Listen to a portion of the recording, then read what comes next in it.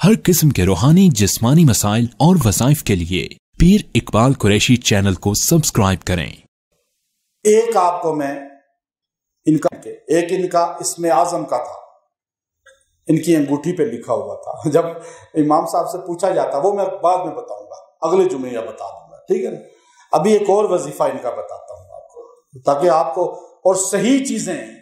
یہ مولانا طارق جمیل صاحب دامت برکاتہم العالیہ نے اپنی جو گلدستہ اہل بیت کتاب لکھی ہے اس کے اندر بھی یہ نقل کیا ہے باقاعدہ طور پہ اور پورے ریفرنس کے ساتھ۔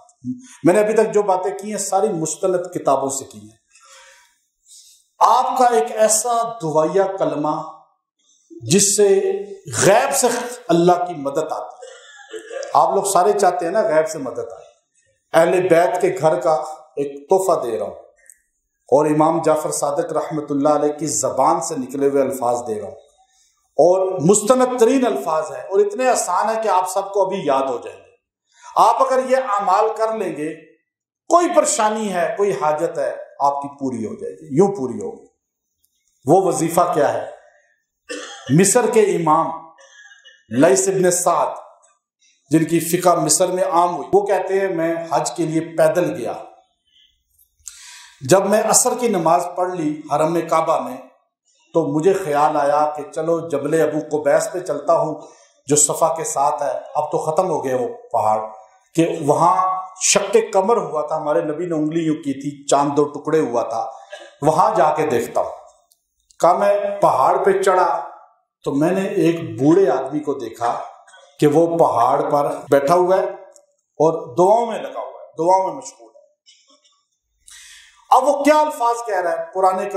پرانے کپڑے ہیں اس کے، خستہ حال ہے، ہاتھ اٹھا کے یوں کہہ رہا ہے۔ اب الفاظ یاد کریں، یا رب یا رب یا رب کہہ رہے، میں دیکھتا رہا، وہ کہتا رہا یا رب یا رب یا رب، کہتے ہیں یہاں تک کہ کافی دیر گزر گئی۔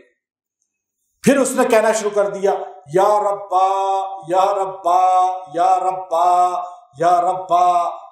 اب کہتے ہیں اس میں بھی کافی دیر گزر گئی۔ پھر انہوں نے کہنا شروع کیا یا حی یا حی یا حی یا حی، اس میں بھی کافی دیر گزر گئی۔ پھر انہوں نے کہنا شروع کیا یا رحمان یا رحمان یا رحمان، پھر کافی دیر گزر گئی۔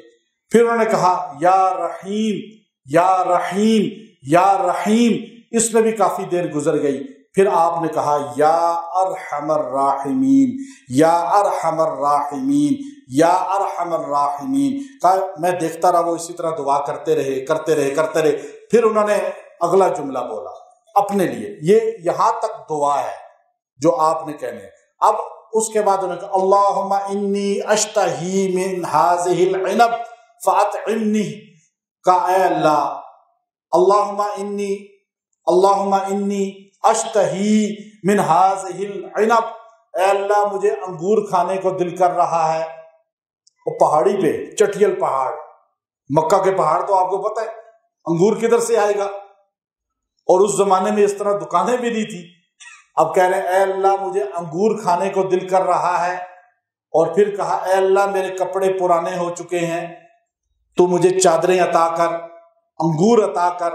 کہتے ہیں میں حیران ہوا، ایک دم ان کی طرف سے نظر میری ہلی تو میں نے دیکھا ان کے ساتھ ہی انگور کی ٹوکری اور نئے کپڑے پڑے ہوئے، نئے کپڑے، 2 چادریں۔